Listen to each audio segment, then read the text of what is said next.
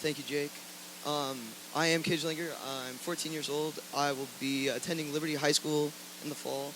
I'm going to tell you about some of the sports I've done. I've wrestled, I've ran cross country, track, football, and then I have attempted soccer and baseball. I have two sisters, a younger one and an older one. My younger sister, Kaylee, today is actually her 13th birthday. So on three, let's everyone say, happy birthday, Kaylee. 1, 2, 3. All right, Kaylee, I love you. That being said, I am put in the middle, which that's not very fun. But I am my mom's favorite. They don't know when to stop fighting with her, and when I make her mad, I just tell her that she's the prettiest girl in the world, and that just works every time. I've been in student council for 3 years, and it wasn't until 2016, the state convention and the summer workshop, that it really opened my eyes. At the summer workshop, I forged a bond with my council, and I think it really made me realize that I need other people. With the other people that I met, I still talk to them today, and I think that's really important, that you can connect to people all throughout the state. Hold on, I'm sorry. So what I'm going to be talking about today is what you can do from if something's taken away from you, how you can play that to your advantages. So as I said, I have played a lot of sports, but my true passion is wrestling.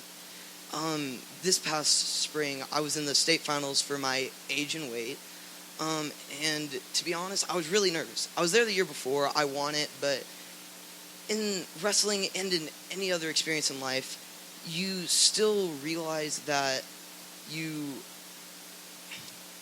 what am I trying to look for? You can't overlook anyone.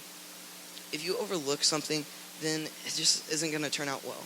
So what I did was I texted an NCAA All-American from Cornell, Dylan Palacio, and I asked him, hey, I'm wrestling in the state finals. I need some advice.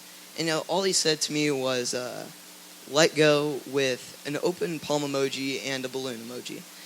And what I think he was trying to say, and what I've interpreted, and what I've changed it to be, is letting go is just trusting your instincts and just driving and using your toolbox to do whatever you think you can do. Actually, not whatever you think, whatever you want to do. And so I used that, and I learned two things. One is sometimes you just have to ask. You have to ask for help, and that's more than okay. And the other thing is that you should always give back when you need to. I think that you need to give back. Once you get to a certain level of proficiency, I think that it's very important to give back. Just like in student council, if you are the student president and there's an incoming freshman like me and I don't know anything, I feel as if you should share your experiences, your successes, your failures, what worked and what didn't, because I feel like that's what a true leader does. My second point, there we go, is I was at a 9 a.m. optional morning wrestling practice, but it wasn't really optional. My coach told me I had to be there. And a 3-time Oak Park State champ, Ricky Williams, told me something from Proverbs 27:17 that I'll never forget. And that is, quote, iron sharpens iron as one man sharpens another.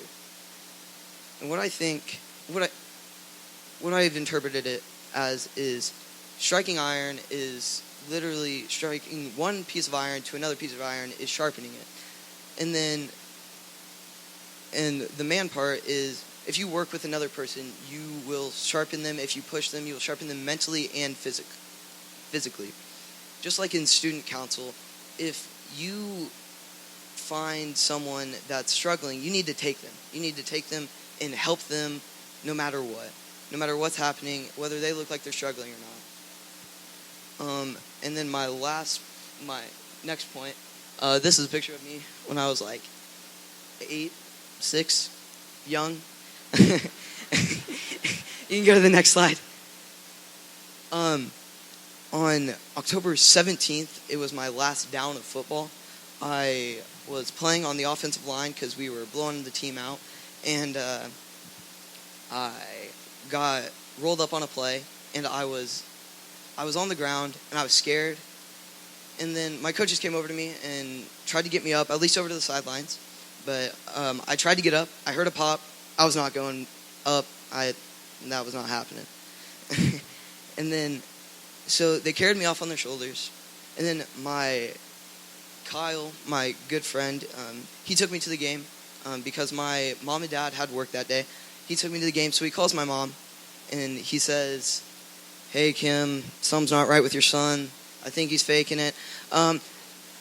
So she gives me he gives me the phone, and you know when your mom doesn't she just says, "What's the matter?" She's like, "What's wrong?"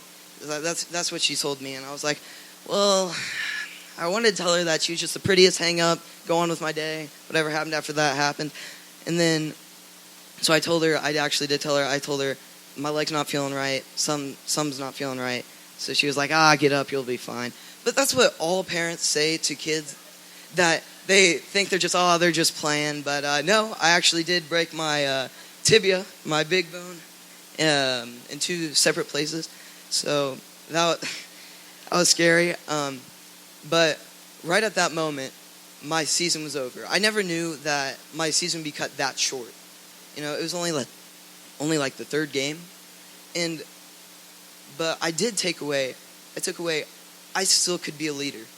I took a chance, and I still went to every game and every practice, even though mentally I was struggling, because you can watch your friends do amazing things and have fun, and then I couldn't even stand up without being in excruciating pain. But I took that, and I started to coach on the sidelines, hype them up before they went on the field.